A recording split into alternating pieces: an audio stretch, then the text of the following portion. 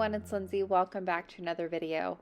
Today I want to share with you how to make your own DIY vintage tape. There are a lot of tutorials online about how to do this with alcohol inks. However, mine is a little bit different just because I don't use alcohol inks, and I wanted to share it with you just in case you don't have those supplies on hand. Here's another way to do it. So the first thing you are going to need is shiny tape. It does not matter what brand you use. It does not matter what size you use. You can use all different sizes, all different brands. I will be using them today in this tutorial. The only thing you need to make sure of is that your tape on the side that you put down that's facing the top of you that you're going to see is shiny. It has a slick surface. That is going to allow these colors to blend on top of it. I like to use a variety of sizes, so I do use the Scotch tape, the smaller, like about 3/4 of an inch wide, but then I also like to use some packing tape.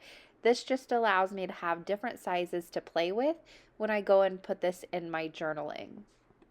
So any size will do, just make sure it has that shiny surface. Now next, you are going to need something to put that tape down on while you work. The one thing you need to make sure of is you're using something that is going to release that tape later on so you can use it. You don't want to use regular computer paper. I like to use old sticker backing paper or old score tape backing paper, those kinds of things.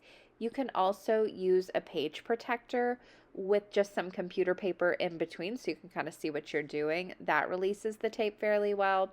Just make sure whatever you stick your tape down on, you're going to be able to get it up later on to be able to actually use it in your journaling.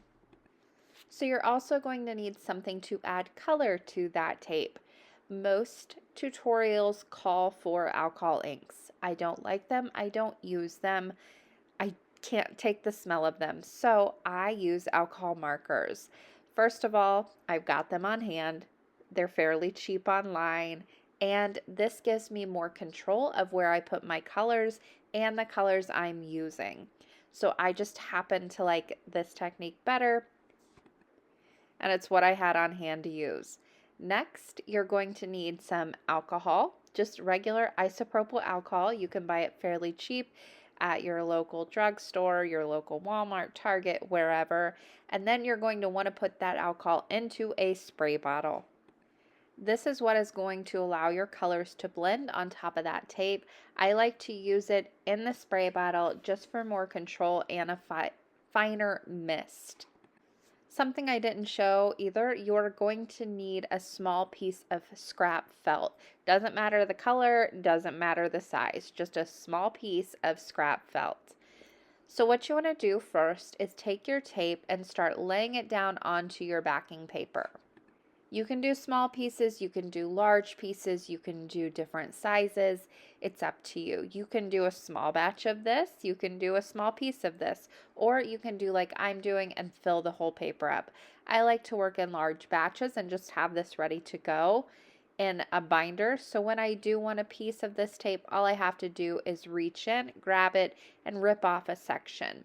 Now you can do whole pieces or you can rip them down as you want here. I prefer whole longer pieces, then I can just cut and rip as I need when I go and do my projects. And I like to do a mixture of that packing tape and the regular gift wrap tape as well. Now comes the fun part. You get to pull out the colors you want to use. I like to go for a vintage look, so I'm going to be using some browns, some yellows. I will also throw in a few colors that I reach for often in my journaling, which are darker reds, darker blues, hunter greens, those kinds of colors, and just throw those into the mix as well. If you happen to go for a lighter look, lighter tones as you are journaling, do that in your vintage tape. If you go for bright, bold colors and you want to create some really fun hot pink vintage tape, do that. It's really up to you. It's all about the style of journaling you like to do. That's why this is so great. It's completely customizable. So I'm starting off with a light layer. Again, you don't have to. This is just what I like to do. This is also a buildable process. So I'm starting off lighter and I will work my way to darker and create some really layered looks, which will help give it more of a vintage look later on because you've got all these different tones and colors in the end product. So what I do is just take my colors and start scribbling them down. There is no rhyme or reason to this. You just want to make sure that the entire surface area of your tape is covered. You don't want any bright, clear pieces because that's going to give it an unauthentic look. I like to completely cover it with my base colors, which are browns almost all of the time. And then I'll come in with my pops of color, which are my darker blues and reds and greens, and add those in as I want to. I won't add them all to each piece. I will pick and choose where I want to add them. So if I go for a red toned look, I've got my red toned tape later on. If I want to go for a green tone look, I've got greens later on ready to go. So I choose colors I know that I will be using later, and I add those in for pops. Again, you don't have to do it. You can go with all browns. You know that's going to match everything. You can even go for some grays and blacks if you want to. That's great too. Now, once I have this surface area completely covered, I am going to spray this entire sheet with a mist of alcohol. And you will immediately start to see that color kind of well up and kind of contract into little bubbles, if you will. Then you want to take a piece of, don't do like I did and mess up unless you want to remove the color pretty much completely. Take a piece of felt and start pouncing up and down on that color. It is going to help blend that color together. If you do make a mistake and you want to remove the color, then do what I'm doing here and use a tissue or a paper towel. Or if you want a lighter tone tape, go this route and use the tissue. It's going to blend the color. It's going to give a lighter appearance to the tape, and it's going to take away a lot of that color. So you're still left with a vintage look. It's just a lighter one. It's also going to help blend the color. Now, as you're working, the alcohol ink may dry up. That's what you want it to do. You don't want this to be wet for very long and seep under that tape and take away the stickiness so you can't use it later on. So as you're working, some of it may dry up. Just go back and give it a respritz. Don't get the alcohol under the tape. As much as you can avoid it, keep the alcohol to a light mist, because if it seeps under the tape and it starts to peel, then your tape is going to be unusable later. Once I'm happy with the blending of the colors, then I will take a tissue and just kind of wipe up all that extra alcohol that is on the backing paper. That way, when I go and add more color later with my alcohol markers, I'm not touching my marker tip directly into alcohol, and I'm not allowing that to sit on the paper and potentially seep under the tape. As I said before, I love to layer this up. So now I'm going in with some darker colors. Same process as before though, scribbling down the color, and then I will pounce this out later with some felt. You can go with the same colors that you used on the first layer. You can go with darker colors, you can go with lighter colors. It really is up to you. Play around with this technique, try different ways of layering the colors, and go with it. It really is one of those techniques where every single piece of tape you create is going to be a little bit different from the one before. You can use the same colors, you can use the same pattern, putting those colors down, but it's going to blend differently each time you do it, which is kind of the beauty of it. So I'm going back in now and just completely covering the tape again with the second layer and repeating the process. Once I have the tape completely covered, I will give it a spritz with the alcohol very lightly and from about probably 6 to 8 inches away from the paper.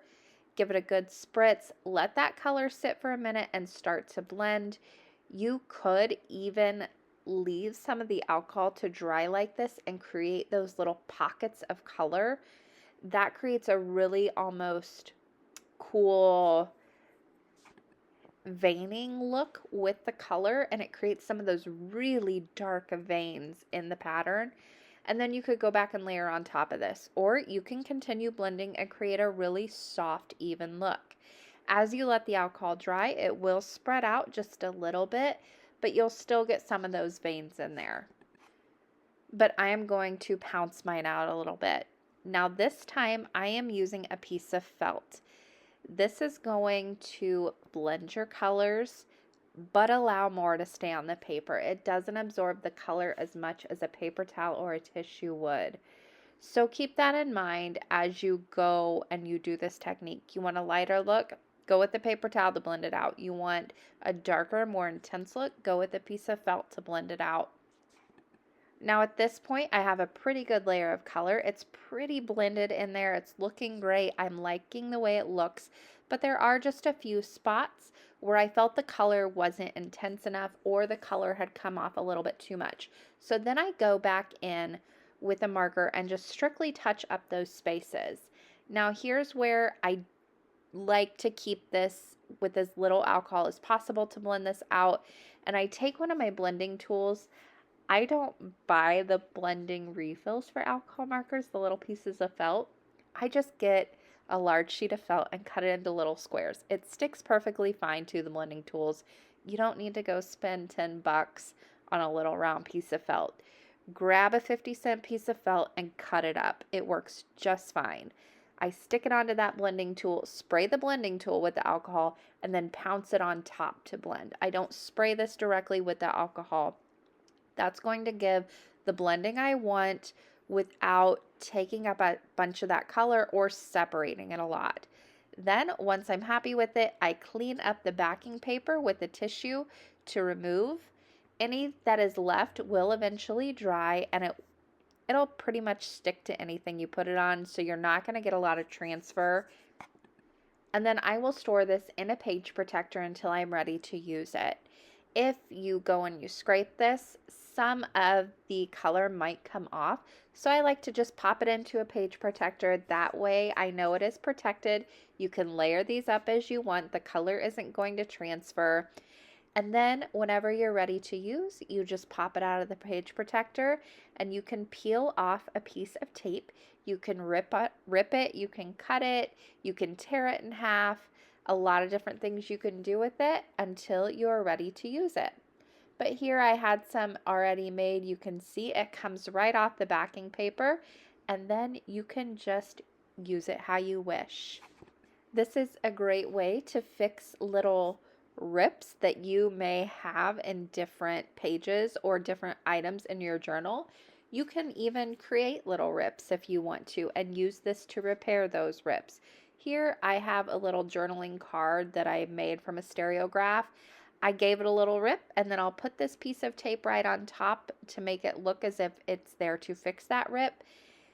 It's a great little addition to add just a little bit of interest. I also like to use this tape to hold down edges of photos. Here I've used it to hold down a little vellum card. You can layer it up like I've done here, and then it gives an even more unique look. You can use it to hold down pretty much anything in your journal that you want to. On this next page that I'll show you, I used it to hold down a library card, and then I also used it along the edges just to give it a more cohesive look. Really, you can use this however you want. It's just a lot of fun to play around with in your journaling. And being able to make it yourself with supplies you already have on hand is just a bonus. You don't have to hoard it. You can make it to fit your project with the colors you want, with the colors you like, with the colors that are your style. So have some fun with this technique. Play around with the colors, play around with the layering, play around with the blending, and make it fit how you want it to look. We all don't have the same journaling style. We all don't love the same colors. We don't all reach for the same colors. So I love these techniques that you can really customize to fit you and your style. That is going to do it for me today. I hope you all enjoyed this video, and I hope you'll give this technique a try too. If you haven't subscribed to my channel already, you can do that now. Thank you guys so much for watching, and happy crafting.